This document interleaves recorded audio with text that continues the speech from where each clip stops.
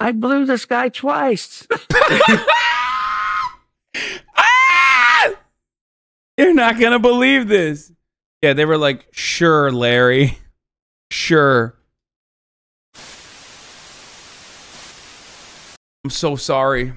I'm so sorry to everybody from Duluth who only have Larry Sinclair to represent your beautiful city, okay? The Duluth Dyson sucked off Bardock No Bummer. It's pretty amazing that Barack Obama got as far as he did. In 2004, the summer of 2004, Barack Obama gave the keynote address at the Democratic Convention in Boston. And when he walked to the podium, probably only a small percentage of people in the room knew how to pronounce his name. Yeah, he walked up there like a gay man would. I'm Tucker Carlson. And today we're going to talk about Barack Obama's homosexual tendencies. He was totally unheard of. No one knew Barack Obama. At the time, he was a state senator in Illinois. 4 years later. Hey, Hasan, would you consider what my Raza did to you in the airport racist? Or do you think you were targeted because you had expensive equipment? What, you think the Mexican Customs and Border Patrol was like, oh, this guy looks Muslim? Like, no, man. They were like, this guy's a rich American idiot. We're going to fucking rob him blind. We're gonna empty out his pockets. Yeah, they were racist towards the wealthy. That's what they did. Yeah, they saw some fucking dumbass gringo walking around. I'm about to get my shit sucked off by Larry Sinclair, okay? That's right. Yeah, I'll say it. I'm not even embarrassed. I'm like, damn. This guy made Obama come in a short period of time, even after Obama was doing crack. No cocaine dick here, okay? Later, he once again spoke to the Democratic Convention, but this time as the nominee. Meteoric doesn't begin to describe it. How did this happen? Well, the outlines are fairly well. I love the fact that Obama's gone 16 years in the public eye being president, and we're supposed to believe this is the first time this dirt could have been dug up on him. Yeah, it's totally legit. First of all, as I showed to you the old tapes before the Tucker Carlson interview, this was known. This was like a National Enquirer style story. It was just so insanely unbelievable that zero people believed it. It's just funny because, like, American politics has devolved, especially on the Republican side. Like, we've gotten so much dumber than we used to be that Tucker Carlson can repackage, like, 2007, 2008 conspiracy theories, and like more people will believe it. And the funny thing is, there is evidence. There's evidence that this is fake, obviously. Aside from how insane the statements were, okay? Aside from how insane the statements were, this guy already did a lie detector test. And he failed the lie detector test, which he then doubled down on his fucking conspiracies and claimed, okay, that the lie detector test was failed by, like, someone on the Obama camp. Like, they paid the lie detector guys to fail him. That's what he said. So, like, there's nothing in this story. When he originally came out and revealed that he sucked Obama's cock, we watched the video. We watched the video 2 days ago before I left for Mexico. There were people in the room that were audibly laughing at him. Like, when he first leaked the gruesome details, there were so many people in the room laughing at him that his microphone picked it up. Okay?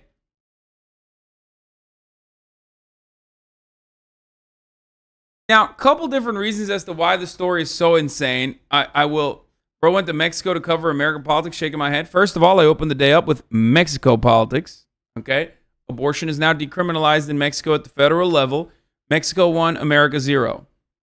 Mexico, as we also found out, loves to tax the rich. They tax my ass real hard. So Mexico 2, America 0. Just kidding. That was another funny thing that people were like, oh, classic Hasan hates taxes because he's rich. All of a sudden, the rich hate taxes, huh? And I'm like, bro, I live in California, like, very proudly. You know how much I pay in taxes? Like, what do you mean? A lot more than you do, bitch.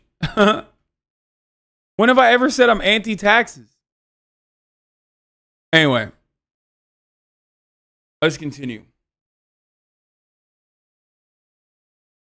Well known, though rarely talked about. A small group of Democratic donors, mostly in Chicago, decided that Barack Obama was their guy. He was the vessel for their ambitions. They paid for his campaign. They paved the way for his rise. He spent 2 years pointlessly in the United States Senate preparing to run for president in 2008, and of course, in the end, he won. But the question was, who was this man? Where did he come from? What did he spend his life doing before he became president of the United States? Well, the news media, whose job it is to answer those questions, spent the entire 2008 campaign. Like this guy, this is what I was talking about. Hold on, I gotta show this. This guy goes, I thought you liked taxes, says Brandon Morse. Okay, host of Brandon Morse's Brand Risk on Rumble, of course. And then this guy goes, confirm. Taxes are actually cool, good, and very patriotic to pay. Yeah. Because this isn't real fucking taxes, dog. How do people not understand that what happened here is not the real normal taxes? Like, I thought that this part would have led them on, would have clued them in on it. Like, do they think that the IRS makes up a number? Like, one is extortion, okay, with the possible threat of detention. The other is taxes, okay? I know if you're a fucking libertarian pervert who is most likely a pedophile, you don't understand. You think, like, all taxes are like that. But, like, there's a difference between, like, actual taxes that you pay, which are good.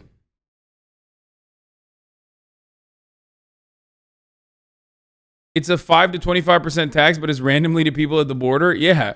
And also random in the sense that it's random in the sense that, like, they made up a number.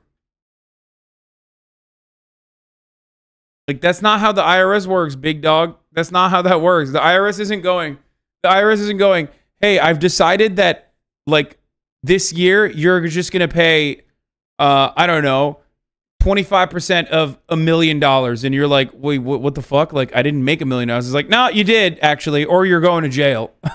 Like, that's not how that works. It's so stupid. But, of course, if you're a fucking libertarian, you don't see a difference. You're literally that stupid. You're like, oh, all taxes are like that. And trying to keep you from knowing the answers. By Election Day, most Americans knew only one thing about Barack Obama, other than he was handsome and a good communicator: hope and change. But they knew nothing about him, his origins, or his proclivity to have gay sex with the Duluth Dyson. He believed, and legitimate questions about those facts were turned away, as they often are, with the claim, that's a conspiracy theory, you're crazy. Technological goods are more expensive in Mexico. People are smuggling products, sell them for profit. This is an ongoing thing. Brother, I understand why they have that tax. It just does not apply in my situation. You are quite literally watching me use the equipment that they said they gave an arbitrary number to, that they decided to tax me on. Why are people doing this over and over again? You can have an understandable tax for people who are trying to smuggle technological goods into Mexico to sell them. Do I look like a fucking computer salesman from where you are standing? Do I come across like I am in Mexico to sell computers? Where are the computers if I am a computer salesman? The law itself is The law itself does not allow you to have more than one laptop. I have one laptop. People so ready to lick other countries' cops' booths. Yeah. Well, this is also taxes, so they think that this is like, you know, they think this is like a legitimate application of the tax itself, or they want to try and like, they want to try and justify it because like they want to say like, no, there are practical and legitimate uses for why this tax exists. I'm not against the tax existing. I'm against someone being like, hey, your open box monitor that you have that is like been used already, okay, alongside your fucking webcam with a dent on it, we've decided is worth $1,000. You're going to sell this for $1,000 or more in Mexico. So we're going to tax you on it. Isn't this your website, monitorsformexico.com? Chatters always have to inform you when they know a thing that is only slightly relevant, but hey, they know a fun fact, so you must listen. Yeah. I thought it was because they missed out on the taxes you would have paid if you bought the hardware there. No, I asked them that. I was like, I don't understand what the need for this is, what the purpose is. No, it's literally because they think that they were trying to imply that I was selling these fucking, this tech equipment in my Pelican case. And like, they knew I wasn't doing that anyway. It doesn't matter. It was very obvious. Everybody involved knew what the fuck was going on, myself included, except for the motherfuckers who weren't there. You tried arguing with the border agent? Almost fought the border agent. What do you mean? I was yelling at the border agent. He said he was going to take my passport away. Which, no the fuck he wasn't. You messing with the wrong people? What? What do you mean I'm messing with the wrong people? What does this take, dude? No. Guys, okay? If I get stopped by, like, actual fucking cops when I'm in some random part of Mexico, like federal agents or whatever, that's entirely different. If I'm in the Mexican airport and Customs and Border Patrol is doing some fuck shit, no, I don't think they're going to unlawfully detain and arrest an American citizen with an American passport, especially one that has, like, a media presence on top of that. There's just no shot that that's fucking happening, because then it's like literally, a national crisis. And it's not just me, it's like most Americans. People think that the Mexican Border Patrol is like, you're going to get beheaded in the air conditioning wall. Yeah. People think the Customs and Border Patrol is like the cartel or some shit. Yeah, the embassy will come and protect 9/11 Andy. You want to know why? Because it has nothing to do with 9/11 Andy. It has everything to do with the American passport. Because if America doesn't unconditionally fucking defend Americans on other countries, then that's more of a stain on America's hegemonic power than anything else. It has nothing to do with my political points or my opinions. It just shows weakness in America. International incident is what I meant, not crisis. How do we get from gay Obama to this? I don't know. We were just talking about getting fucked. Check logs. I am a Border Patrol agent. Chat. We're never going to get Obama sucking and fucking. This sunlock sucks. Not as Obama would have, though. All right, we're going to get back to Obama sucking and fucking instead of the Mexican government fucking and sucking me, okay? We're going to get back to it. This is literally what I've been waiting for, what I wanted to watch with you guys, okay? What I wanted to watch with you guys, minus the people who are unsubscribed, because at the top of the hour, there's a 3-minute ad break. And if you no longer want to see those ads, if you want to be a part of the people that actually watch it, then, you know, you're going to have to subscribe for $5 or free. Little did they know, little did the Mexican border guards know that I am not a fucking laptop salesman.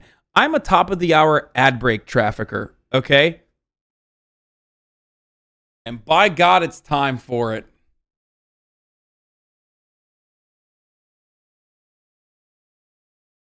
It's fucking time for it, dude. Yeah, tax me on that, bitch. Here's the 3-minute ad break now. Crazy, shut up! One of the most interesting moments in the 2008 campaign occurred when a man, like Obama himself, came from out of nowhere to recount his experiences with Barack Obama, the man. His name was Larry Sinclair, and he told an amazing story. He said that in 1999... So funny because Tucker does not believe this at all, but he has to fake believe it for the sake of this video and for the sake of his job and what his media career has become. He had encountered Barack Obama in Illinois, had sex with Barack Obama, and then used cocaine with him. Sinclair went on to make these claims publicly at the National Press Club in Washington, to sign a sworn affidavit, and to take a lie detector test. But he was dismissed. In fact, he was... Wait. Yeah. Yeah, to take a lie detector test, which he failed. Why did he not mention that? You can't just fucking say somebody took a lie detector test. You can just say lie detector tests are inadmissible in court for a reason, because they suck, right? But he's not even doing that. He didn't even say like lie detectors are like easily failed, which is why it's inadmissible in court. He just straight up made it seem like he passed it. Oh my God. I can't tell if Tucker Carlson is not even trying or because he knows his audience is that stupid that he doesn't have to. You know what I mean? Was tact. Obama shills like Ben Smith of Politico batted the claims out without refuting them. They're absurd. And the rest of the media followed suit.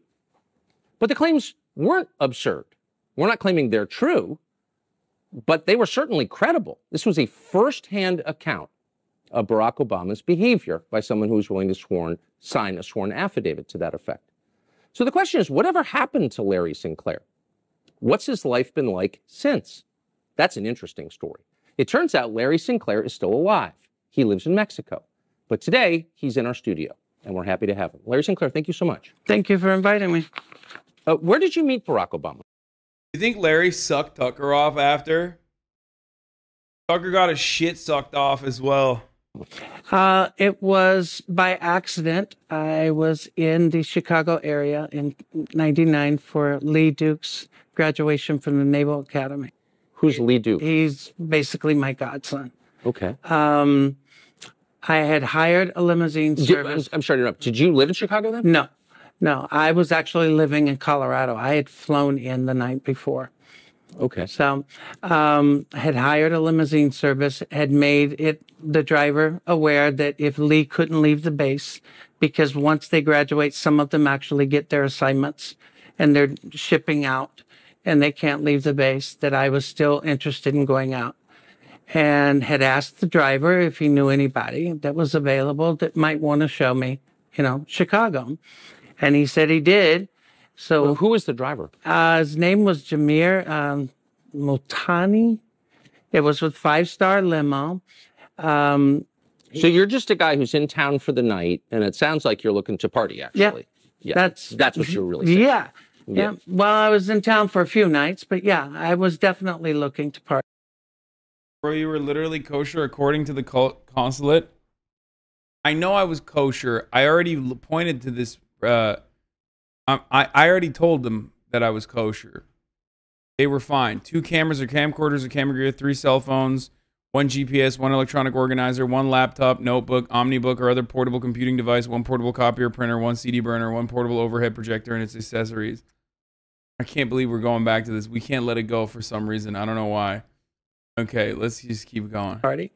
And did you make that clear to the driver? Oh yeah. Yeah. Oh yeah. There was no misunderstanding. How direct were you about that? Extremely. Extremely. Methica Lewinsky. Oh my God. First of all, he's a crackhead. Get it right. Extremely. Okay. Yeah. There was no doubt what I was looking for. Okay. And he picked me up at my hotel in Gurnee and drove into Chicago. Pulled up in a bar outside, and there's this guy that's introduced to me as Barack Obama. It was literally that casual. Had you ever heard of him? No. Did the driver know him? Yep. The driver definitely knew him because the driver said that he was a friend. Interesting. How would the driver be friends with Barack Obama? I only found out later, dealing with a reporter from Bloomberg News, that apparently the limousine company had been doing business with Tony Resco, that at the time was somehow affiliated Was with in Barack Obama's Obama. orbit. Yeah. Yes. Yeah. Interesting. So he knew Barack Obama, and in his view, Barack Obama liked the same kind of partying you were looking for. Yeah. Okay. So sex and drugs, in other words. The sex part. Dude, come on. This is so good. Like, it's so funny because obviously, like, oh no, Barack Obama's future in politics surely is not looking too good, right? Like, this is already so late. It's so 2000 and late, especially because it was tried in 2008 and it didn't work back then. But like, the fact that Tucker Carlson, a man that used to like actually bully politicians on national television, who the Republican Party's like top politicos were genuinely terrified of, is now reduced himself to interviewing crackheads who claim that they sucked Obama's cock in 1999 when Barack Obama is long gone. Like, he's not the president anymore. He's never going to run for president. It's done. It's over. And he's doing this on X videos. Now, let me explain something to you. This is yet another HasanAbi lock moment, okay? I told you, motherfuckers, that as soon as he was off the platform, as soon as he was off Fox News, that this dude is done, okay? He is going to keep debasing himself further and further, and it doesn't matter. He's falling, and he's trying to grab onto whatever fucking rope or ladder he can grab onto on the way down, and each individual video that he comes out with is only furthering his demise, okay? Because ultimately, and I told you guys this, he's now going up against the Ben Shapiro's and the Steven Crowders of the world, and those guys have entire YouTube media franchises, and they know what to do. They know how to operate in this space. And even then, they never had Tucker Carlson's traditional media power. Okay? Musk's Twitter on this.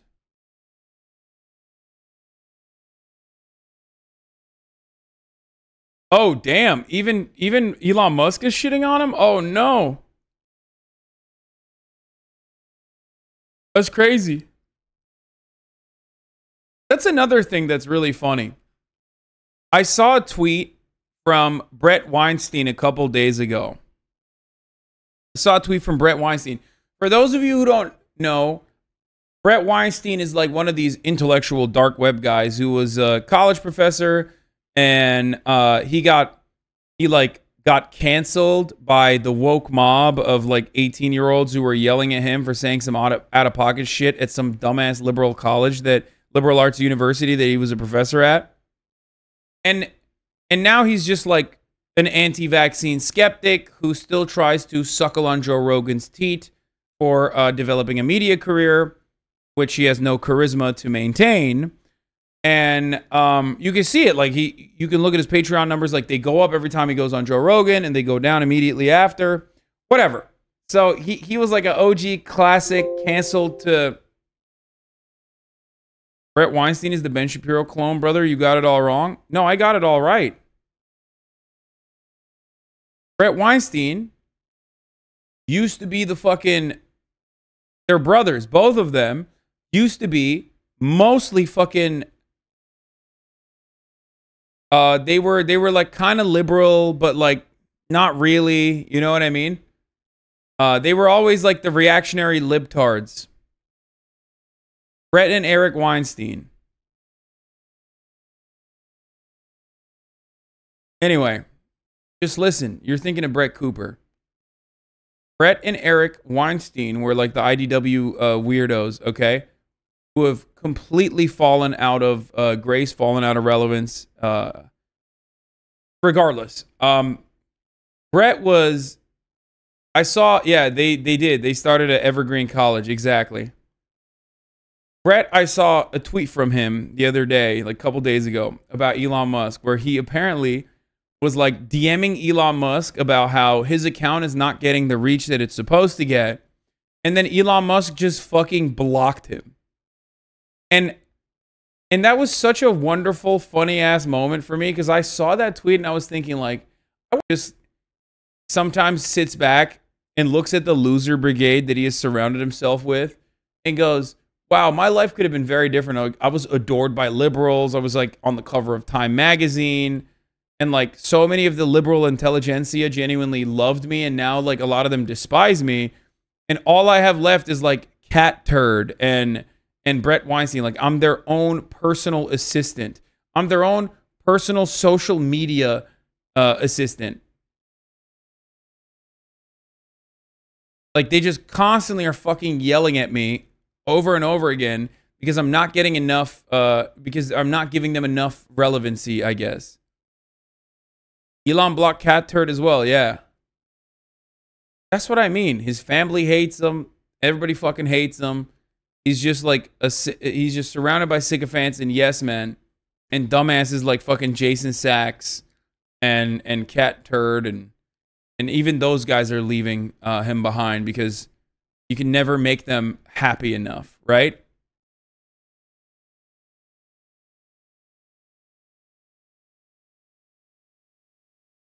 Is it David Sachs or Jason Sachs? What's the guy's name? Is it David Sachs?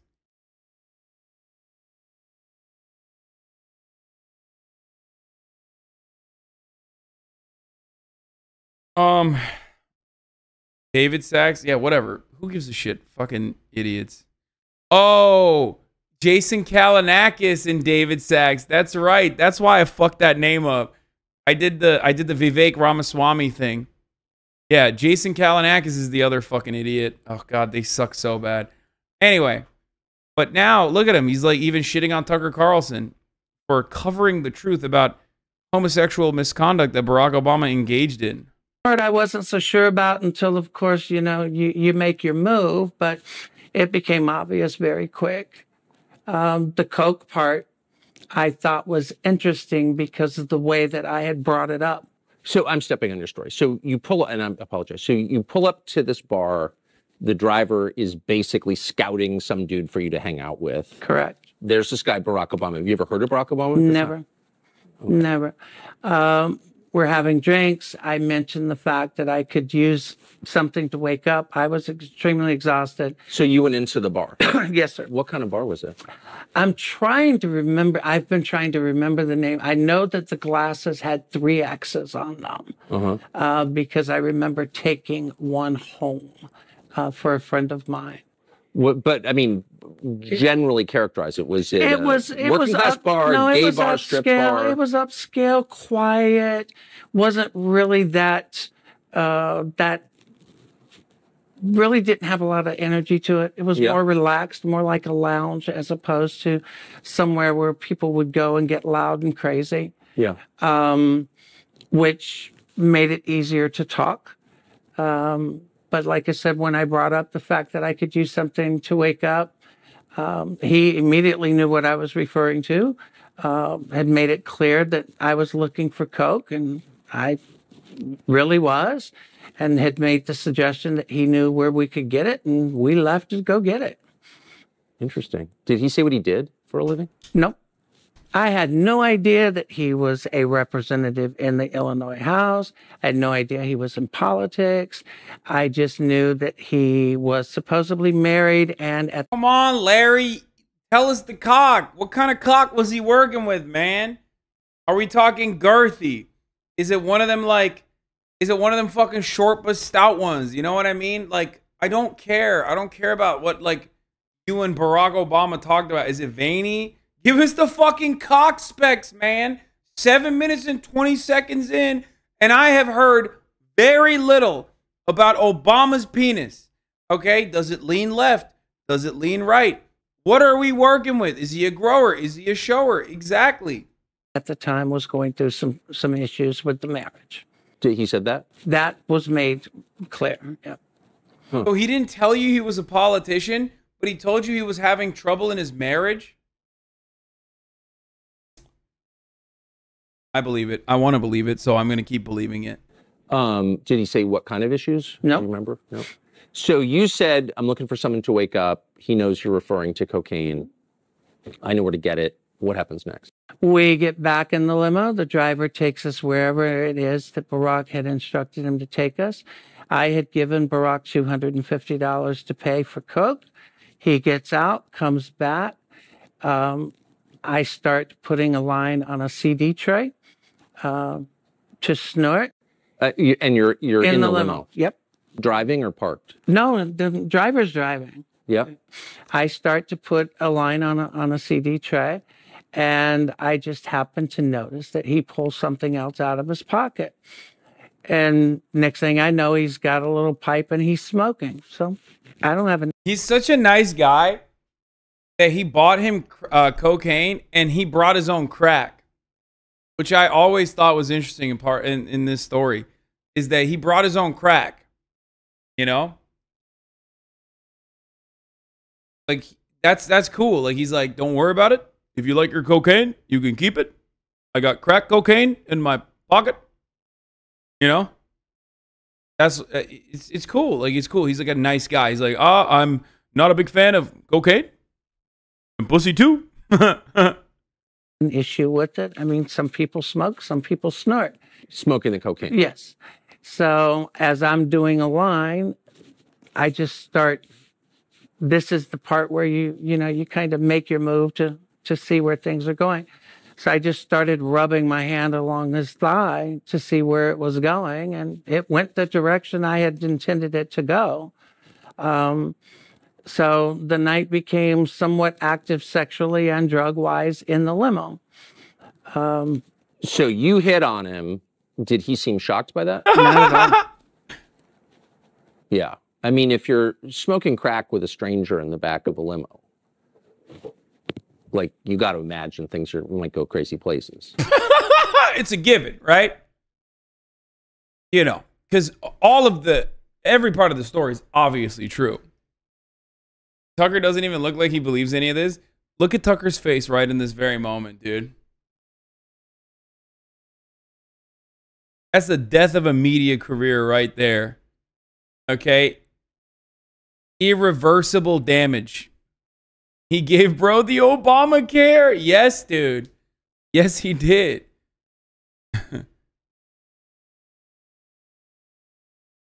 Well, not only imagine it, I look at it this way. I've done a lot of crazy things in my lifetime.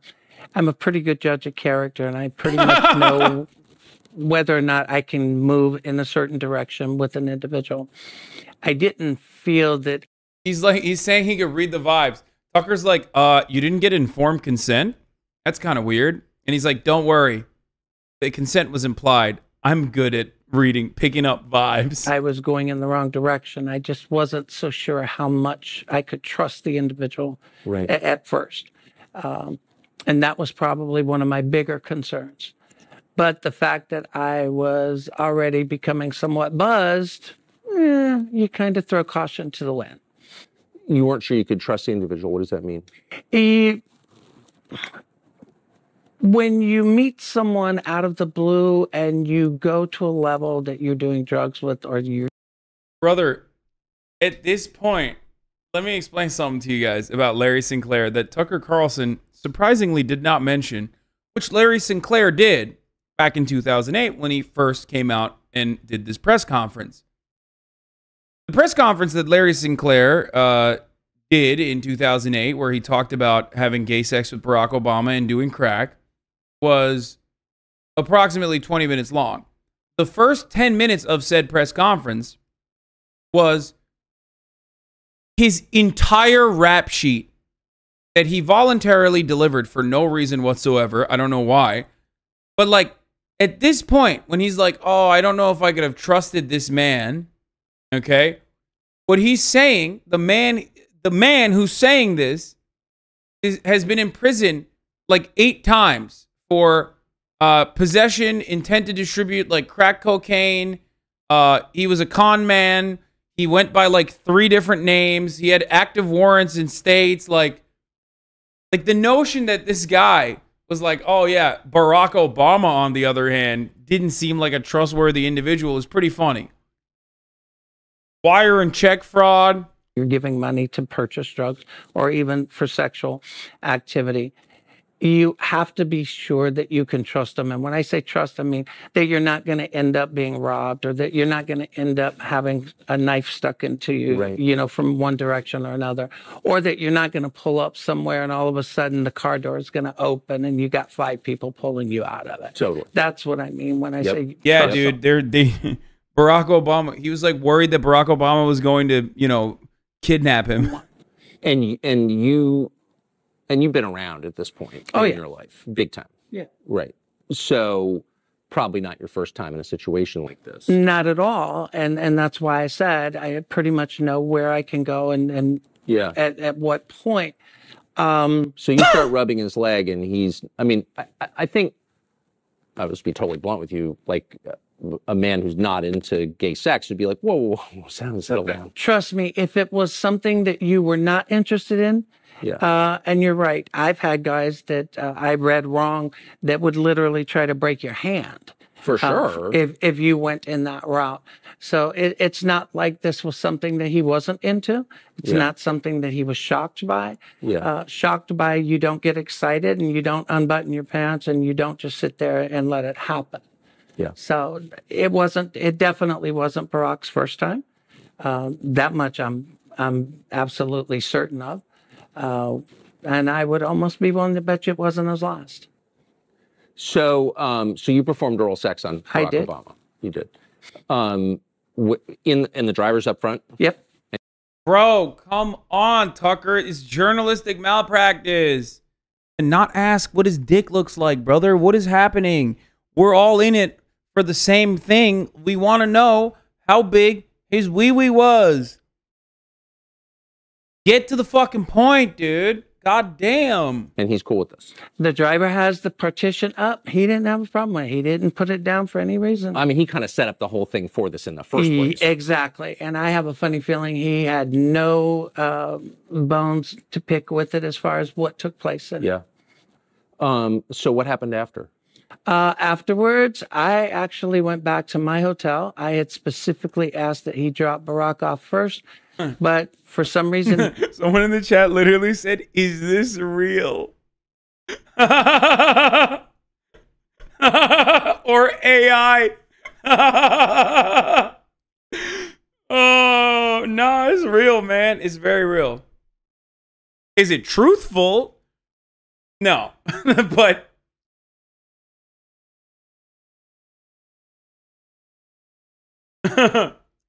Oh, it's so good. He and Barack chose that they would drop me off at the hotel first, and then he would take Barack. So Barack actually made the drive out to Gurnee, which is a suburb outside of Chicago, to the hotel for me to be dropped off. What hotel was it? It was the Comfort Inn in Gurnee. Ooh, that sounds depressing. Well, you have to remember, it was 99. Yeah. It was a Comfort Inn. Ooh, sounds depressing. Not after I sucked Obama's dick sideways, dude. Sucked the soul out of this man. Sucked the skin off of his cock. You know what I'm saying? And it was close to the Great Lakes Naval facilities. Yeah. But I got dropped off. They left. The next day was somewhat interesting because he ends up showing up at my hotel room, which I thought was... What? Somewhat weird. Wait, I didn't know about this part. But he came back for round 2. Barack Obama came back for seconds. Let's go. He wanted some more. Mm-hmm. He wanted when you say some he showed more. up, he just He showed up. I mean, Oh, I had no warning.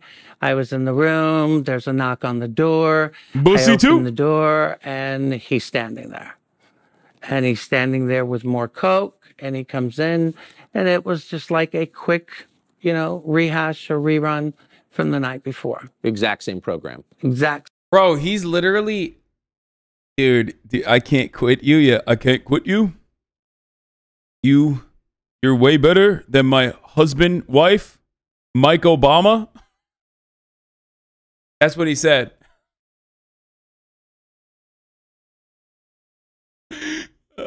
What a fantasy. Dude, listen, guys. Maybe we were saying that the time and place was wrong in 2008 because people weren't as stupid as they are now. But perhaps this is a sign of progress that a gay geriatric man can write Wattpad fanfics about how they wanted to suck and fuck the president of the United States of America. Okay? I'm just saying, back then, we were not receptive because we did not care about the fantasies of this person. Now, at least, we're like, aw, isn't that wonderful? Good job. Same program. Was he smoking again? Yep. So Barack Obama smokes crack, and then you perform oral sex on him. And like I said, the only reason I had come out about it is I had reached out to the campaign even in 2007, only because I saw all these kids getting excited about it. Okay, wait. So how did that end? Same way. So you get off, you finish smoking, you leave. Thanks, bye? Mm-hmm. Huh. Pac-Man knew why President Obama is a gay man. Search sues woman, libel lawsuit. Lysol libel lawsuit, much more. Okay, to be fair, it's 2012, so he probably wasn't even covering this one. He was probably covering like the classic Mike Obama shit. You hear India's changing his name? Yeah, I heard. And I heard Pakistan is trying to take the name India. What did you think of him? I thought it was interesting. I thought he was definitely a con. But what do you mean by that? Well, in my life at that point, you made it clear I had already been around. Yeah, big time. Yeah. So when people are doing things because they actually really enjoy it, or they're sincere, or they're looking, for a connection, or they're doing something because they're looking for an in, or they're looking for a hook, or it's a game. Yeah. So for me, I felt that it was a game for him. It was like, okay, what am I going to get out of it? Or is there something I can get out of it other than just, the sexual part? Right. And lucky for me, I wasn't going back to Chicago anytime soon, so it really didn't matter. So you were left with a bad taste in your mouth? Something, yeah. Yeah. Did you talk to him again? I did not. In fact, And did you have any idea, even though you had sex with him twice, you did cocaine with him, watched him smoke crack twice, you had no idea who he was? I had no idea who he was until I'm sitting in my house in Tequila, Nayarit, Mexico in 2004, and he walked on that stage. In Boston? In the DNC convention, and I literally hit the floor. I just hit the floor and was... Wait, so you're watching the Democratic Convention from Mexico? I was laughing. And the guy that smoked crack in your comfort inn with you? I was laughing so hard. And you were sure it was him? I was absolutely positive. How? I don't forget people I've met. I don't forget people I have spent time with. I just don't. And just to restate, because I think you affirmed this, but he used his real name when you were with him. Did he call himself Barack or Barry? Barack. Barack. Mm-hmm. And so did the driver. And that's why at first, when everybody was referring to him as Barry, I just didn't understand or catch on. Because like I said, I didn't know that much about him, other than the fact that, hey. He didn't know that much about him, except, apparently he sucked his cock twice. Wait, did HasanAbi go to Mexico to find this guy? Yes. But not just find him, but really to find love, actually. Not just to find him, but to find love. If this man could suck off Barack Obama after Barack Obama had done crack cocaine in the back of a limousine and suck him to completion with his gummy shit, I thought maybe I'd give it a fucking spin myself. That's right. That's why I'm in Mexico.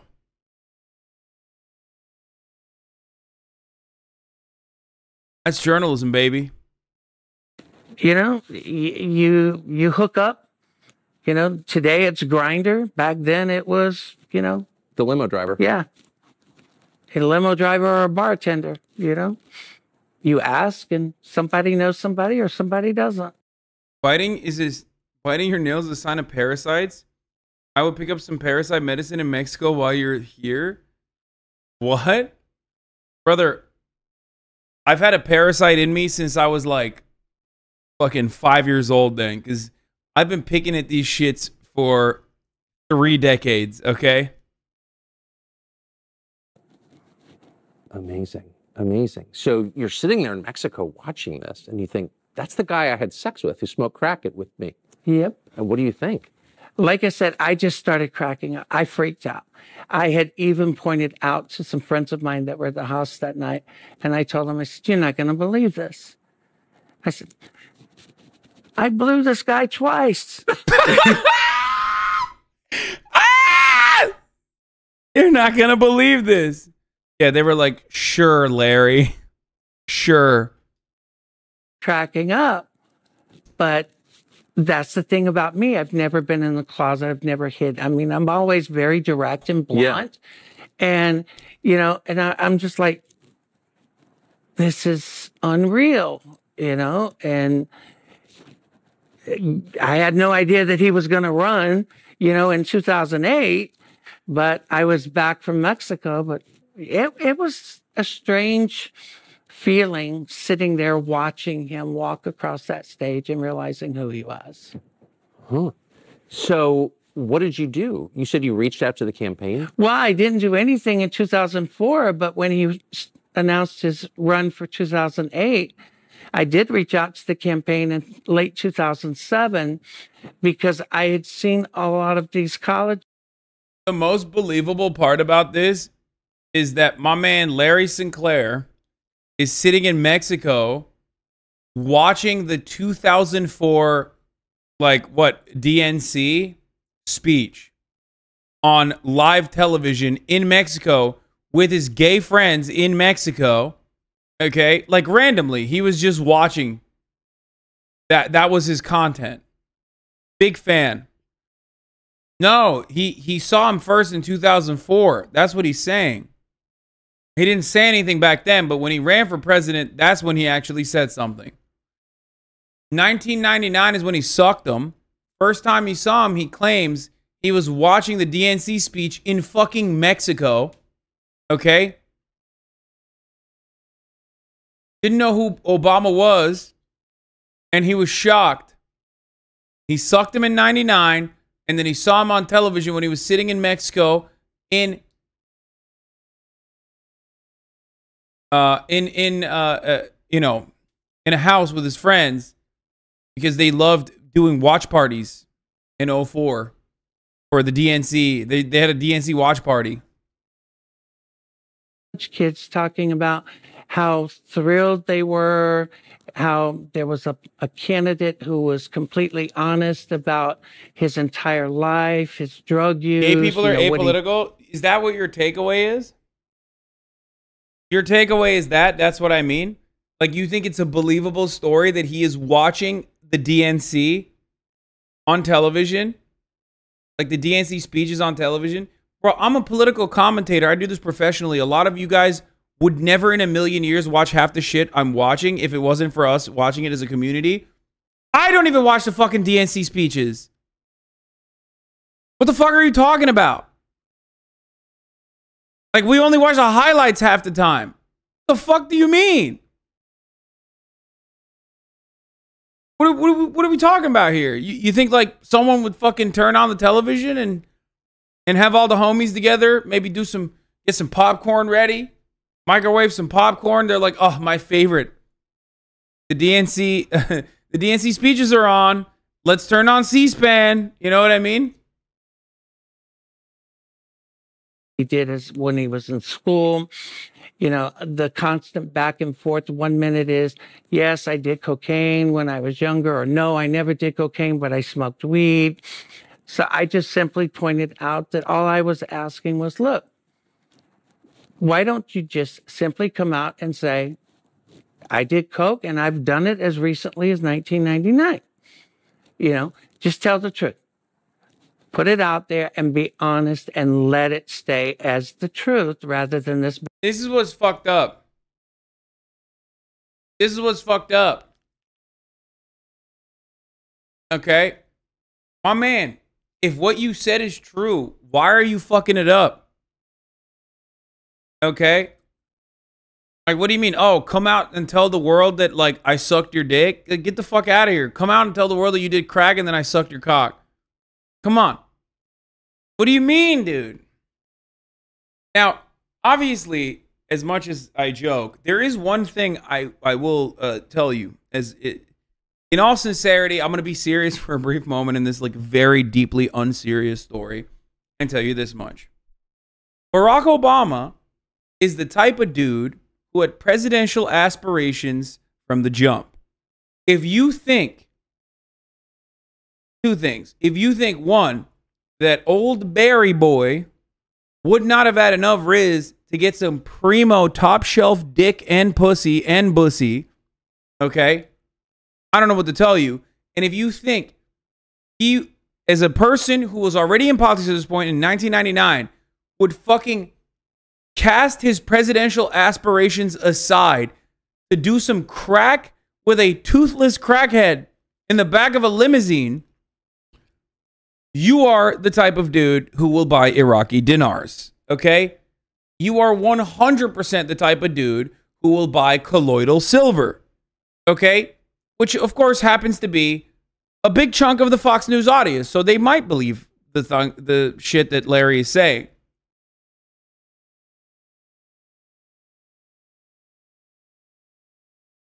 Andrew Gillum did it, though? Yes, except Andrew Gillum wasn't married to a woman at that point, I don't think. And Andrew Gillum apparently wasn't going to become Barack Obama anyway. Also, once again, Andrew Gillum didn't fuck a toothless crackhead. He fucked a super sexy gay porn star. Okay? He was caught in Fontainebleau, not in the back of a fucking limo in Gurney, okay? He was in the Fontainebleau with a gay porn star doing meth. That's a little bit different. Why the fuck? You're forgetting what I'm saying. Why the fuck would Barack Obama fuck this toothless crackhead? I choose to believe gay men. Well, you're at the wrong place. Because I never believe gay men, okay? As you guys know, this is a LGBT enemy community. I haven't said that in a while, so maybe some of y'all forgot, okay?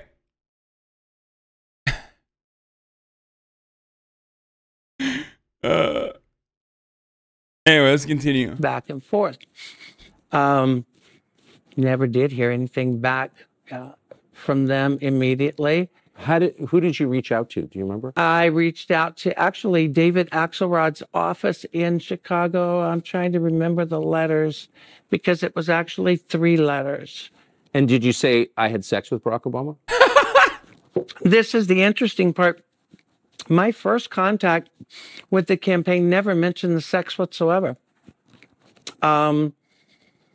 That was actually brought to my attention by someone. This is such a funny story because like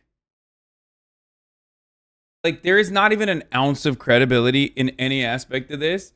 And it's also quite ironic that the Tucker Carlsons of the world, who normally would be like, making up false accusations about having sex with someone is completely ridiculous. What is this? Toothless suction? Extract throat goat Larry Sinclair in Mexico? Okay, dude. What the fuck are you doing? Why did you do this? Why did you work so hard on this? And more importantly, why did you put Kaya in here, okay? Keep Kaya out of these shenanigans, please.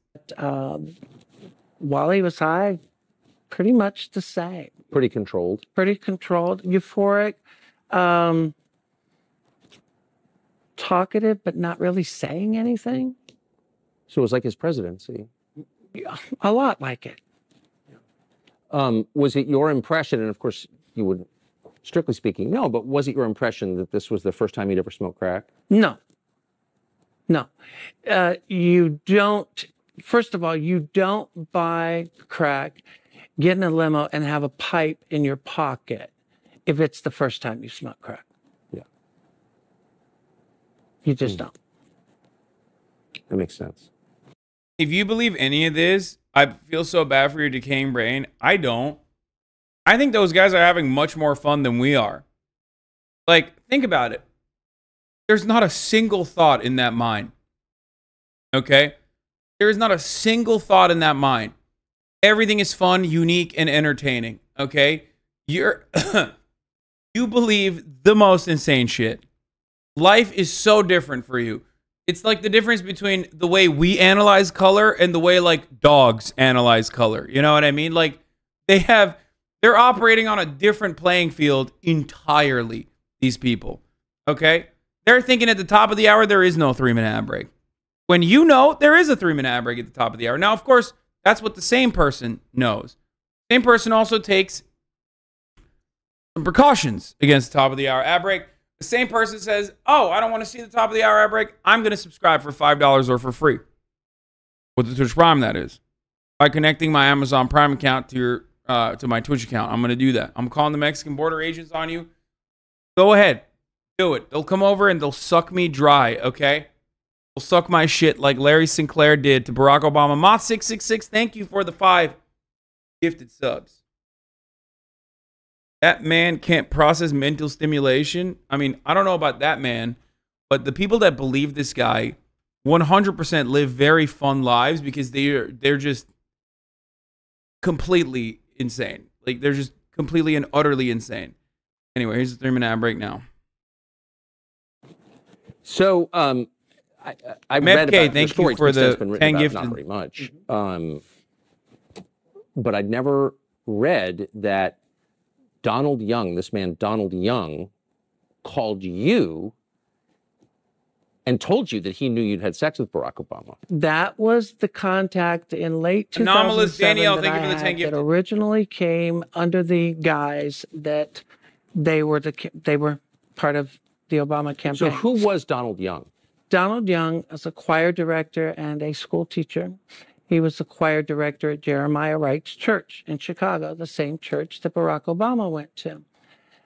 He was also a very openly gay black man, but very well respected. Did you know him? I had never met him. I had not even realized that the person who was communicating with me had been killed until a good 2 months after. So I'm going to get to that. So Donald Young is the choir director at Jeremiah Wright's church. Yes. And is it publicly confirmed that he knew Barack Obama? Oh, yes. Yes. Donald Young's own mother has repeatedly said that she feels that her son died to protect Barack Obama. It's just interesting that Donald Young would have called you. He's not working directly for the campaign that we know of. Exactly. But somehow he has a copy of your letter. It sounds like maybe Donald Young was on cleanup duty. Somehow he has my phone number. Exactly. And that's exactly What is going on? What? Why would someone from Barack Obama's church, okay, which he immediately cut ties with because he's a pussy and a coward, and the only reason why he was involved with Jeremiah Wright's church to begin with was so that he could have a leg up in Chicago politics. Why would that guy be the guy on cleanup duty? Why wouldn't he just hire like an actual fucking PI? what it was, because like I said, the first calls were, I was led to believe that he was with the campaign. The last conversation that I'd had with Donald Young, he had actually come clean and said that he had been asked to call me and that his job was to get as much information from me as far as. If this dude was even remotely credible, Hillary Clinton would have pounced on this and ran gay Muslim Arab attack ads in 2008 from sun up to sundown. Like, 2008 Hillary Clinton wished this story was true. Yeah, that's another reason why this is definitely fucking fake. Because if it was real, Hillary Clinton would have been like, Barack Obama was sucking dick and doing crack cocaine, okay? Her campaign is the reason why the Barack Obamas and Muslim narratives were first aired to begin with. Like the whole Barack Obama wearing a turban. Like that was her campaign that leaked that shit.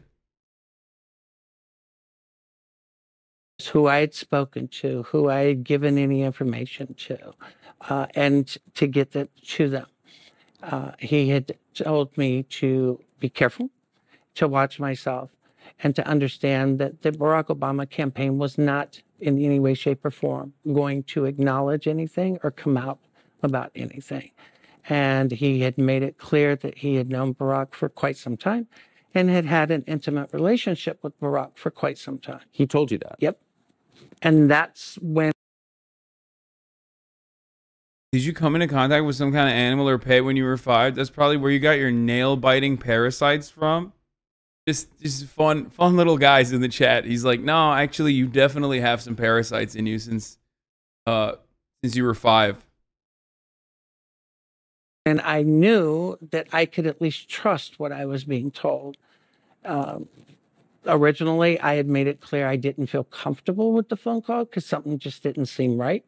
But after a couple of calls, it started to all fall into place. And I had said the same thing to myself. Wait, so you didn't know Donald Young existed? Nope. It sounds like you're not very political anyway. You weren't. I wasn't at the time. And you were just annoyed that Obama was talking about cocaine and lying about it. I was extremely annoyed. But the sex part had nothing to do with it. No. Then Donald Young, who you don't know, never heard of, calls up and says, by the way, I know you had sex with Barack Obama. I did too. Yep.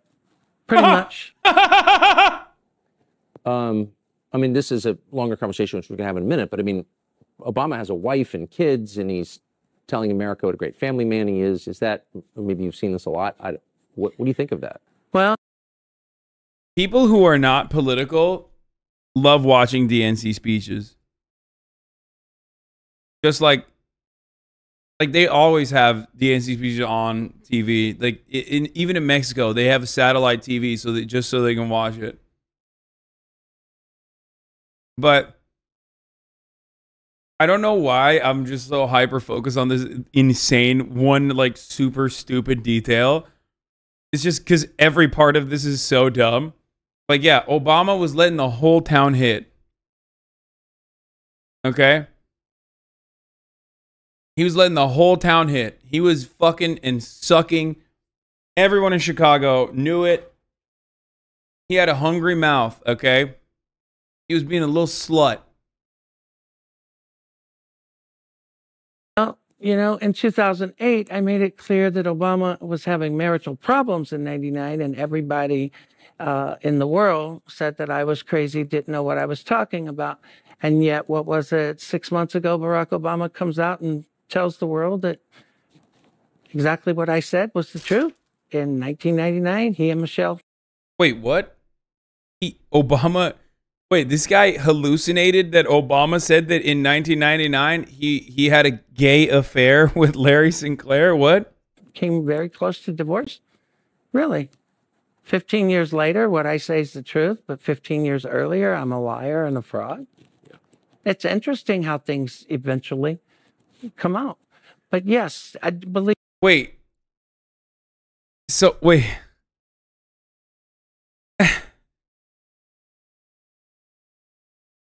First of all, the part about Obama's marriage, not like being on, being in rocky waters or whatever. That part is not even remotely interesting. And also, I don't think Larry Sinclair mentioned that back in 2008. He added that recently after he probably came out and said it. Classically, you have to have gay sex when your wife is mad at you. No, his wife is mad because he wasn't having sex with her or Michael, him, whatever. That's another classic trope that, like, for those of you who don't know, because you're Zoomers, Republicans ran with the whole like Michelle Obama is actually Michelle Obama is a man, and that her name is actually Michael. Which, now that I think about it, is like the first transvestigation, I guess. So they were kind of cutting edge on that front. And they still kind of do that. They still say it all the time. And it's actually just that back then it was more racist. Like the classic, like, oh, she's a black woman, she's actually a man type shit. But, you know, I mean, they're still doing it. Believe me, I've known guys that were completely happily married that will screw around with another man on a weekly basis and think nothing of it. Huh. Is it your sense that that's who Obama is, just transactional, or that he's bisexual, or like, what is this? No, my feeling that Barack Obama is probably, he's definitely bi. I think there is a lot of transactional qualities to him, because I think whatever he does, it is looking by visibility. We're doing by visibility for a hook or looking for a benefit. Yeah. Dude. Whenever there's bi visibility in this community, it is always for the worst reasons, man. It's always the worst, okay? It's like Kirsten Sinema or fucking Barack Obama. That's consistent with his public persona too, I would say.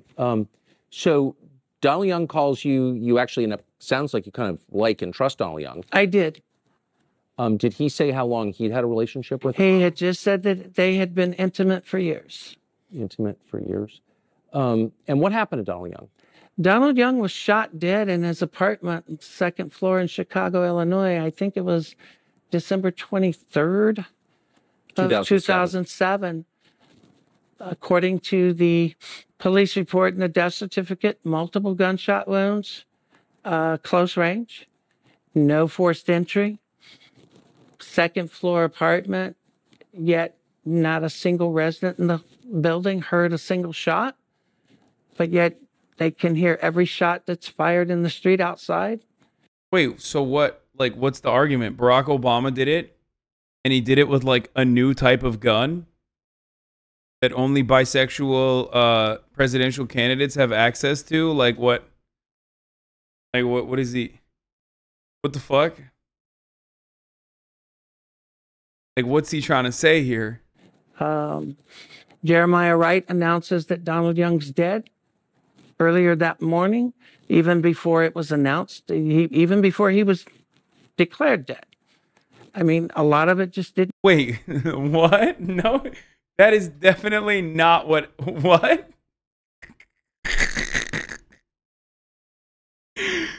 Dude, I love conspiracies because they always go so hard.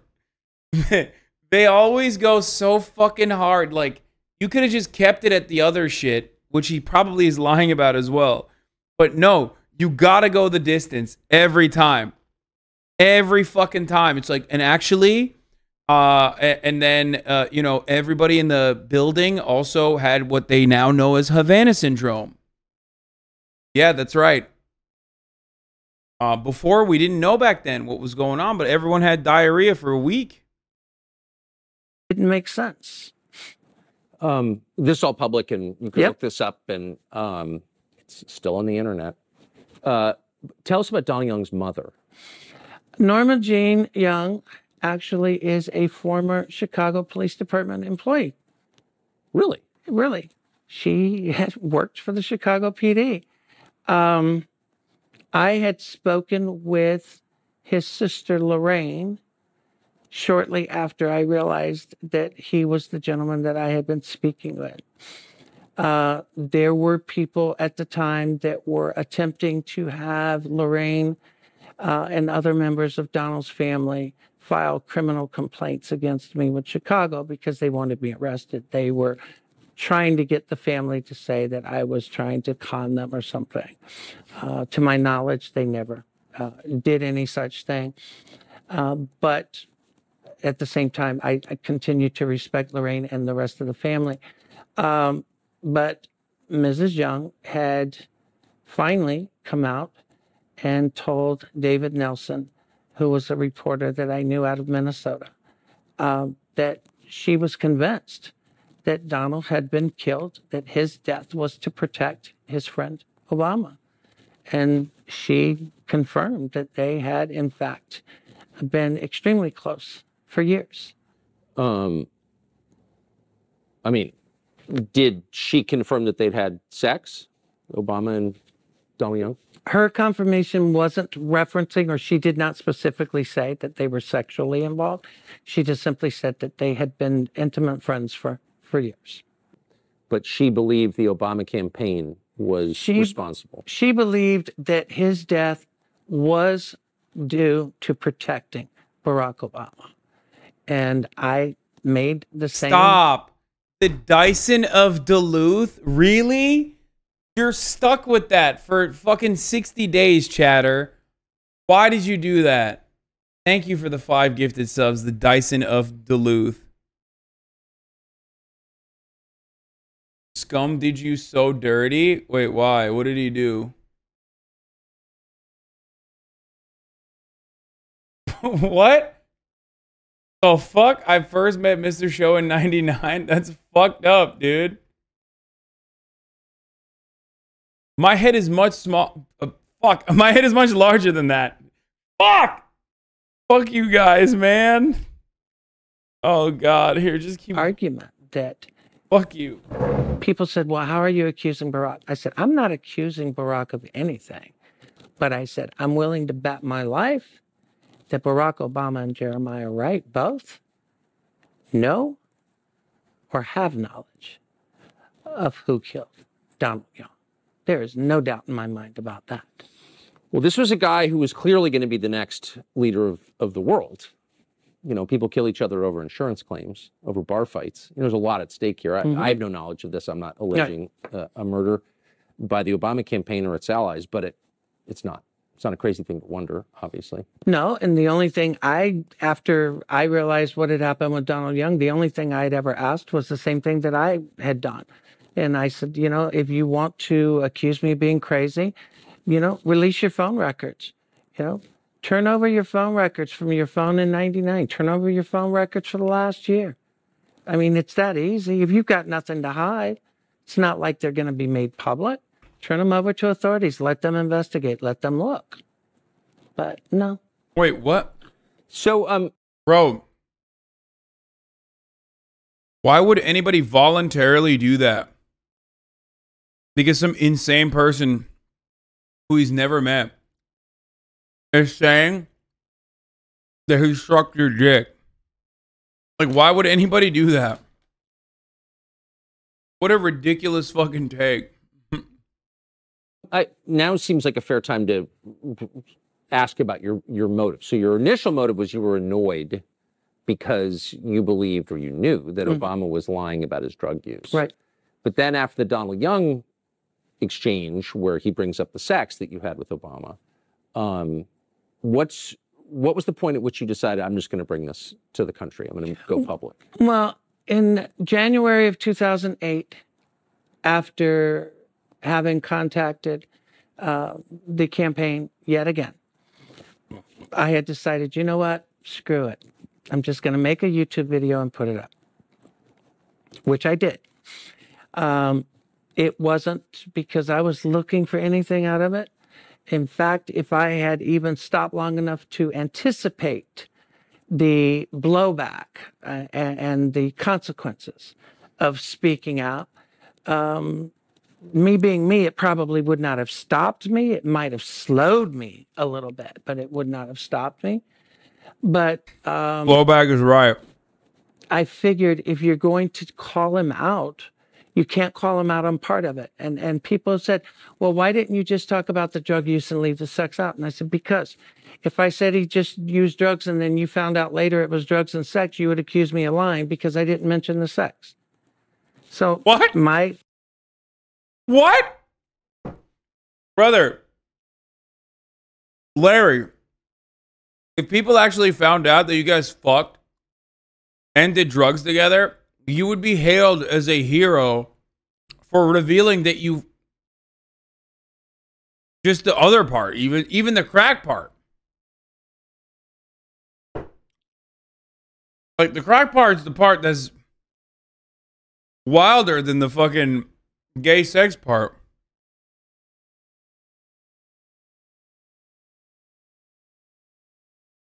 This is crackhead logic, yeah. And the opinion was, if you're going to tell the story, then you tell the whole story and let the chips fall where they may. So that's exactly what I did. And so you made a YouTube video. By the way, I looked for it last night. I couldn't find it. That's because YouTube gave access to my account to someone shortly after the polygraph test. And I was never given access back to it before the video was actually deleted. Are you serious? Oh, yeah. YouTube gave access to the account and the video was deleted. Microsoft gave access to my Hotmail account and all of my emails were circulating the internet, and vacation replies were set up on my email telling people that I was busy giving blowjobs and would get back with them when I was done. And oh, yeah. Man, they wanted Obama to be president. Yep, and they wanted me to be the biggest fraud and nutcase. Brother, you went to jail for fraud before you came out and lied about sucking Obama's dick. You literally went to jail for, like, check fraud, right? What are you saying? Like, everyone, they really tarnished my reputation as a crackhead con man fraudster That ever existed. So I got to ask you, I mean, you know, I wasn't there. I can only assess what you're saying. I don't see any obvious motive for you for gain, financial gain. You're not going to get rich doing this. And in fact, you haven't. You've gotten impoverished as a result of it. But like, if I'm a reporter, well, I was a reporter at the time. I remember thinking, well, that's an interesting story. But it seemed like nobody in the media wanted to follow up with you. And some people, like Ben Smith at Politico, who's a liar and a shill posing as a journalist, I reread the piece last night that he wrote saying, oh, it's ridiculous. Right off the first graph, it's ridiculous, these claims. Yeah. Dog. Of course it's ridiculous. Yeah, because it is, man. Like, I got to look at the fucking comments, dude. I'm actually worried for Tucker. Who knows what these people might do? This man's nonverbal cues are on point. He isn't lying. I was full of doubts about this guy's claims. By the end of the interview, the guy came across pretty credible. Isn't Tucker genuinely believes this? No, of course he doesn't believe it, dude. What are you kidding me? Well, I think I have an answer for why a lot of reporters did not want to follow up. And I think it would have something to do with what David Axelrod told a old Chicago Sun-Times reporter, or no, a Chicago Tribune reporter, John Crudson. Axelrod had been a reporter in Chicago before he went into politics. Well, John Crudson worked for the Chicago Tribune. And John Crudson actually came to Duluth, Minnesota and sat down with me and talked with me. Do you think the guy actually deluded himself into thinking this actually happened? No, because he failed a lie detector test. Not that, like, lie detector tests are fucking great. But, you know, he did a lie detector test and he failed it. So if he had actually deluded himself, he might as well have been able to, like, you know, pass the lie detector test. And John Crutzen had told me point blank that before he had flown out, that he had spoken to Axelrod, and that Axelrod had told him that they were aware of who I was, and that it was their intentions to destroy me, and that if any reporter had mentioned me to them, they would be completely cut off, and that outlet would be completely. Lie detector tests are actual provable bullshit, but he still failed it anyway. He failed an already bullshit test. That's what I'm saying. Cut off from access to the Obama campaign for the duration of the year. So I think that had a lot to do with why reporters didn't bring things up to the campaign, because everybody wanted access to, the new savior. How narcissistic must you be to think that everyone's out to get you? I don't think it's narcissism that has caused this man to think that they're gang stalking him.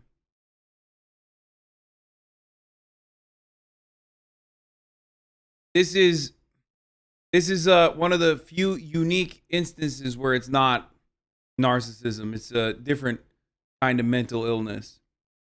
And crack, most likely. Nobody wanted to be blackballed and denied access to a historic campaign. Yeah, but I mean, if it's the guy's running for president and credible information comes out that he's smoking crack and having sex with dudes. Credible information. I mean, that seems like a story. Well, it would be a story if the media really cared about telling people the truth about anything. Yeah, they're liars. And that Ben Smith is a liar. Oh, Ben Smith's more than a liar, but you're right. What do you mean more than a liar? He's a complete fraud. Ben Smith, I hear people talking about grifters. Ben Smith to me is a grifter. Ben Smith wrote an article saying that I had a 27-year Criminal history. Career criminal. And the funny thing is if you look my criminal history up, which I've published myself and provided from day one, my criminal history goes from 1980 to 1986. And everything I've ever done, I've owned it. I've never wasted taxpayer money. And any sentence I've ever been given, I've served. But political reason. Well, let me slow down. There's no legitimate factual reason to interview a con artist and crackhead who's making these absurd claims. I'm not a fan of this. I wasn't a fan of it when they did it to Brett Kavanaugh. I'm not a fan of it now. That being said, brother, the Brett Kavanaugh situation and this is not comparable. What the fuck? Oh my God. That is such an... Yo, Republicans are so insane, dog. Wait, there's a but. Oh my God, he said but. I didn't even realize because he was... Oh God, what is he? But, okay. I applaud Tucker Carlson for doing it. You know why? Welcome to the tit for tat world of politics. So to clarify. Oh, you made me do it. Got it. Oh, look what you made me do. Oh, this thing that I consider to be horrific and monstrous and awful, we got to do it because you made us do it, because we're weak. We're weak-minded, zero backbone individuals. Look what you made me do. Fine. There's a political reason to do this, to attack the Democrats, I guess, to make them look like degenerates, to strike at the credibility of the Obamas, maybe to... Absolutely zero people give a fuck about this. If anything, it literally destroys what semblance of credibility that Republicans had within the Republican Party base of support. Like, I always imagine like a guy who owns like a catering company or something. You know what I mean? Like some Republican guy. He owns a catering company and he's like a he loves Ronald Reagan. You know what I mean? He voted for Donald Trump and now he's just like sitting there and he's like trying to find the Tucker Carlson interview. Okay. And he's just watching Tucker Carlson talk to this fucking crackhead con man. He's like, what the fuck's going on with this party? You know what I mean? Yeah, sure. Liberals are out of control. I don't like how, I don't like all this gay shit. I don't like all the stuff that's going on. I love deregulation. I love tax breaks. But what the fuck are these guys doing? I don't give a shit. Barack Obama is not running for president.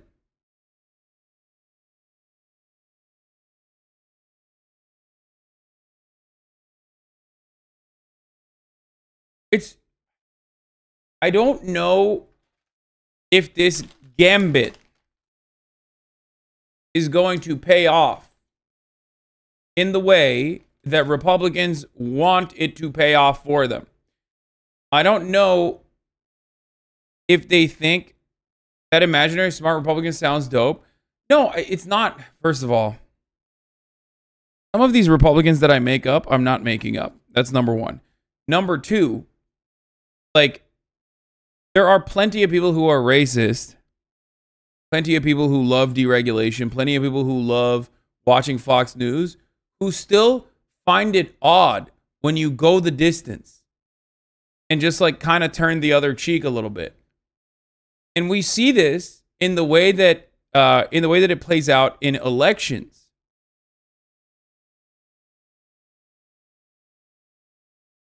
We see the way that these guys literally fucking go out and vote. They either turn the other cheek and like try to look away and still vote for the Republican Party, or they just don't vote at all. They like tap out.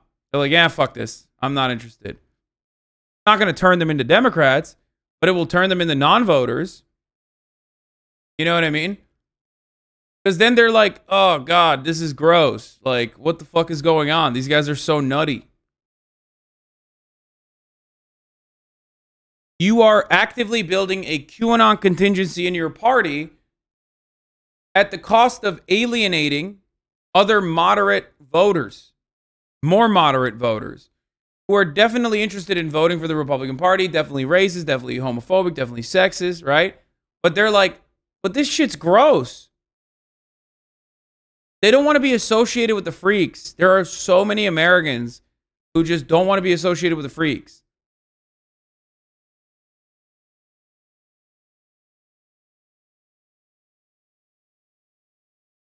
They don't give a fuck about moderates. It's not even like, I wouldn't even necessarily say they're moderates.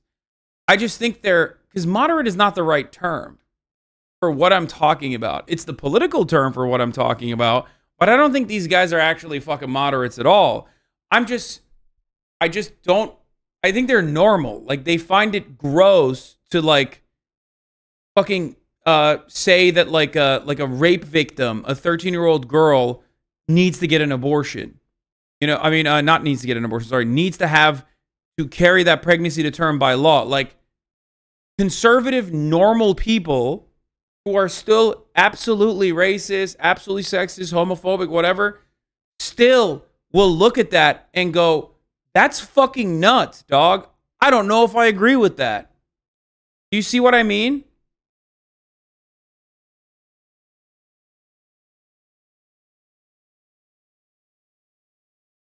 There are plenty of people who it's not going to change the way they vote. Yes, but it usually does have the capacity to stop them from voting. That's what you don't understand. So while you're pushing for an active base, looking for a new constituency that you're building in the form of like QAnon, just like you did with the evangelical Protestants, you end up alienating a lot of suburban voters who are like, I don't know, I feel like it's a little too far for me.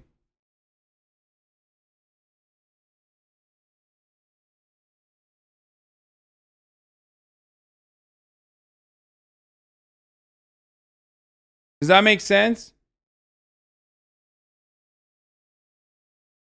It's not like, as long as they don't do this shit, if they just did everything that Trump was doing and didn't constantly fucking cry endlessly about like how Trump lost, for example, and how the election was stolen from him. If Trump shut the fuck up about losing the election or having the election be stolen from him, a lot of those people would have still stayed on board, you know?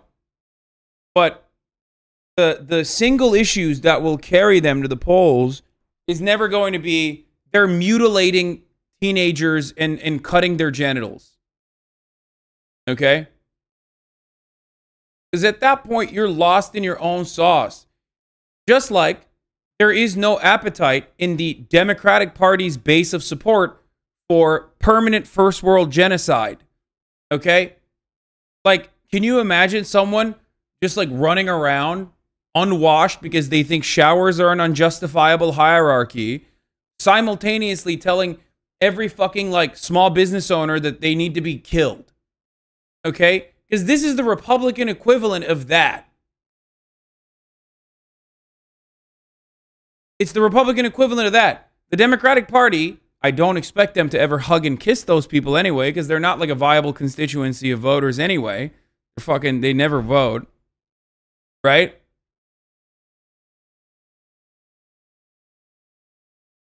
But the reality is, it's no different than like if the Democratic Party turned around. If the Democratic Party turned around and basically cut propaganda and videos and like endlessly talked to that base of support as though and messaged, tailored their messaging around that base of support, because that's what the trans shit looks like for a lot of people.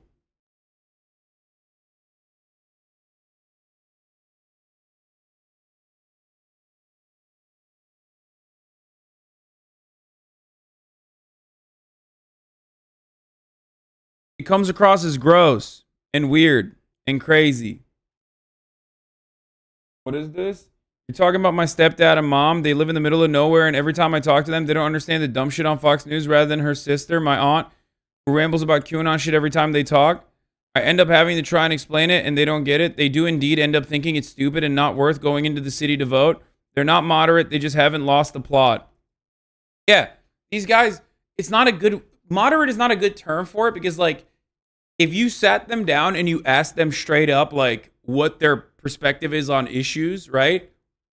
Well, you ask them straight up what their perspective on issues is like, oh, wow, like, these are very fucking reactionary people. It's just, they're not so fucking reactionary that they legitimately think that, like, Joe Brandon swapped out all the fucking votes and still care about it to this day. And, like, there was a mass campaign with mail-in ballots that was actually coordinated, and COVID was fake, but also simultaneously the deadliest thing on the planet, and it like specifically didn't kill Ashkenazi Jews and the Chinese. You know, the Democratic Party are a bunch of vampire pedophiles who are stealing children all the time, and you know, all this shit combined. Some of them might pick and choose different parts of the conspiracies that I just mentioned. Like, but none of that is going to be big enough. None of that is going to be serious enough for them to go out and vote for the Republican Party out of fears, because these people kind of find that to be strange. A little gross.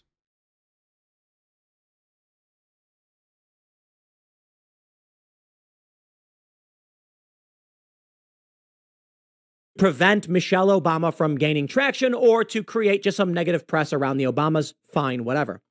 Simply put, the Democrats, the left, and the media in this country entertained the most psychotic lies you could imagine about Brett Kavanaugh. Tucker Carlson is simply engaging in the exact same behavior. Legitimate political reason. Well, I can't believe they're destroying Barack Obama's chances of becoming a Supreme Court justice, which, by the way, Brett Kavanaugh still is, so it didn't even work if that was the case. So said that I was a fugitive, that I was avoiding prosecution, I was trying to prevent from going to jail. None of that was true. But the media ran with it. Even Greta linked to it and said that people asked me why I would not interview Larry Sinclair. This is why. And she linked to Ben Smith's article. And notice his article was published right when I was preparing to do the press conference at the National Press Club. Not Greta Thunberg, man. It's Greta fucking what's-her-face. The one that used to be at Fox News. Who left Fox News. The Butch lady. 1 year ago today.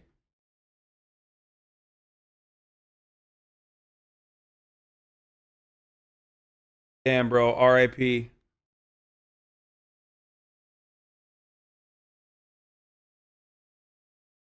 Hey, the National Press Club, so-called beacon for freedom of the press, involved in trying to keep the story from ever being... It's interesting. I watched the other night, I watched your entire National Press Club appearance, and in it, you detail your intersections with law enforcement exhaustively. Yeah. Every time you've been arrested, you explain it. Every time you've done time, you explain it.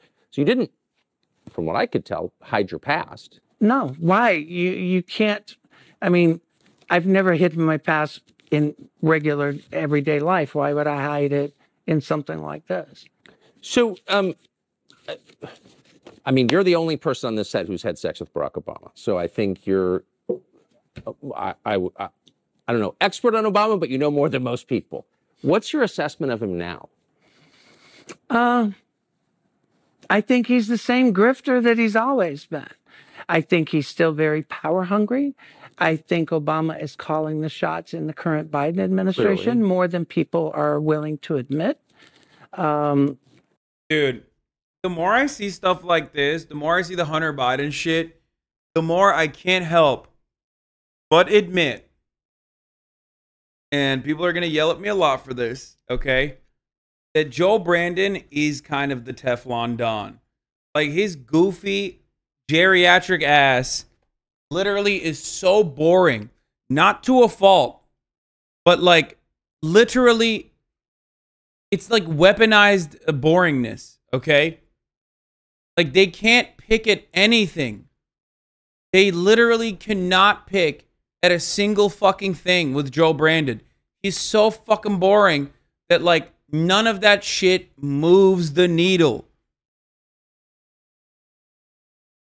So they have to, like, say, oh, well, Obama's still running the, government, and Obama is gay and did crack. Hillary Clinton, remember Hillary Clinton? Lock her up. Come on, guys. Hunter Biden, Joe Biden's son, Hunter Biden. Let's throw him in jail because he did bad things, and maybe we can throw Joe Biden in jail. And it's like they just cannot turn him into a villain. Now, of course, Joe Biden also has his faults because as much as he is a boring old white guy,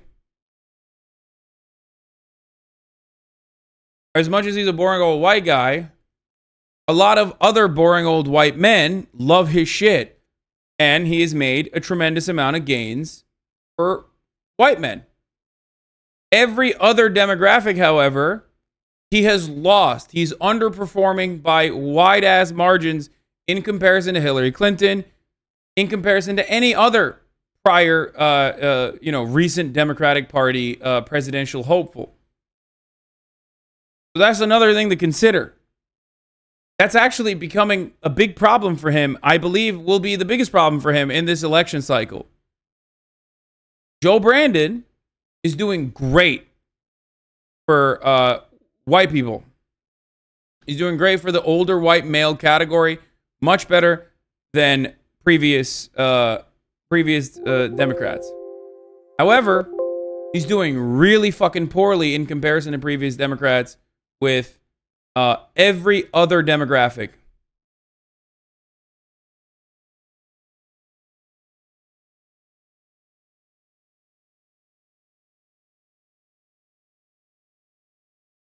I think Obama is hell-bent. I had made a statement during that press conference. I disagree. Brandon's doing poorly overall. Yeah, I do think he's doing poorly overall. No, make no mistake. He's doing poorly.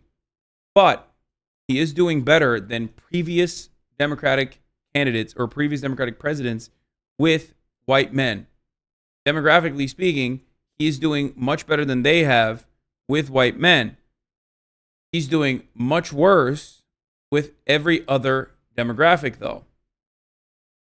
That I felt that Barack Obama being elected was going to push race relations in this country backwards 50 years. I am absolutely positive I was. Yes, I think you've been vindicated on that. Because race relations in this country has not only gotten pushed back, but everything's about race now. Everything is about victimization now. He's like, when I sucked Barack Obama's cock in 1999, there was no racism in the world, okay? I didn't see him as a black man. I saw him as a crackhead whose dick I wanted to suck. Now, though, nowadays, things are very different. Things are very different, okay? Everything's about race now. It's interesting, though. Yeah, he's obviously a race hater. very anti-white, but he had sex with a white man. So you have to ask, like, is that real? Oh, for him, of course. I would be willing to bet you I'm not the only white person he's ever had sex with, or male anyway. Yeah. But hey, he's got what he wanted. You know, he is in DC. He's living the life. He's still looked upon as being the savior of the country. You know, and sadly, people are still giving him that power. And I think it's going eventually to be to the detriment of. Can I just ask you one last question? How did you? I'm just thinking about it. It's very insightful because I knew a lot of people who weren't liberal who voted for Obama purely on the race question, and they weren't all self-hating, guilty whites. They were like nice, normal people who wanted to see race relations improve, and that really was the core promise of his campaign. And a lot of people bought it. A lot of smart people bought it, and I saw why they bought it. But you didn't buy it. How did you know that? Carolina in the 1960s and 70s. Okay. I've been gay and knew I was gay since 6 years old. Never hid it. Okay. Yeah. I grew up in rural South Carolina. And my first job as a kid was cropping tobacco for a family by the name of Rose that were a black family living across the road from my grandparents. So I grew up as a kid, a gay kid, in an era and an area that would get you killed being gay just as quick as you could be hanging being black. So I actually knew the other side of the track before I knew that I was supposed to act like I was above this or above that. I've watched it my whole life. I know when someone plays, when it comes to acting like they're one way, and then in reality, they're the biggest racists or bigots alive on both sides. Okay. I knew because he was saying one thing in the campaign, and then if people started to actually listen to what he was saying. I love thinking that Barack Obama hates white people. Like Barack Obama, who said originally in Ferguson that Black Lives Matter protesters were behaving like thugs. That Barack Obama hates white people. Brother, I don't even know how I can have a conversation with a human being who thinks that Barack fucking Obama hates white people, okay?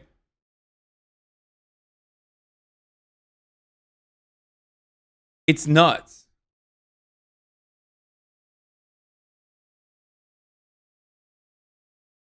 First of all, he's half white. So there's that aspect of it. But I don't even want to get into that because then there's like, maybe it doesn't matter. Maybe, I mean, because it kind of doesn't matter. He's still seen black, right? And the more obvious answer here is just look at what, I'm not doing like biracial discourse. I'm simply stating just look at what Barack Obama, how he presents himself, what he has said, and what he has done. And you will understand that this is not a man who hates white people at all. This guy was an online stalker who got the media to believe his long story. I mean, I think people don't even believe it. They just are going along with it. Remember, there was a time when he actually told supporters to show up at a fight with a knife, get in people's face, argue with them if they didn't agree to support him, if they didn't agree to vote for him. Argue with them, convince them. Come on. You don't make statements like that and tell me that you're not going to make things about race. He did. Man, that is the one part of your story that we can say unequivocally you're telling the truth about. You saw that, and most people didn't. Larry Sinclair, I'm really grateful that you came. I wish I had interviewed you in 2008. I don't think anyone would have run the interview. But anyway, thank you. You're welcome. Very much. Thank you. Great to meet you. You too. That was incredible, dude. I'm glad he came. And let me tell you, I came too. Okay? I came, I saw, and I fucking conquered.